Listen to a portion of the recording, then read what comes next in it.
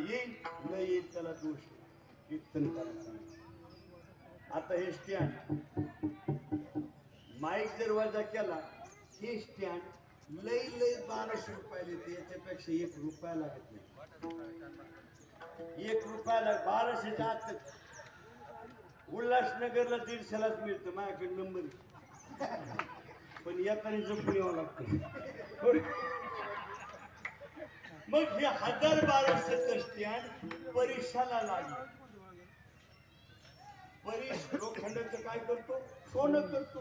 या आपल्या महिमाने तू परीक्षे केले. मग हे लोखंड 1000-1200चं परीक्षाला लागलं. याचं रूपांतर 1,42,300 रुपये. 16 एवढ्या धरत का परिसर. म्हणून धनगर समाजाकडे, भाऊ तुम्हाला माहिती लक्षात ठेवा सर्वजण, धनगर समाजाकडे सोनं जास्त काय जुने धनगर ते मेंढ्या सांभाळायला तिकडे हिमालय मिळून तिकडं 4-4, 5-5 वर्ष जायचे.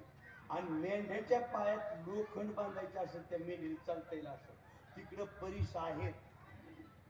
मग चरता चरता मेंढ्या कुठंतरी ते परीस त्या लोखंड त्या परिसर लागायचं आणि मग त्या मेंढीच्या पायात ते सोनं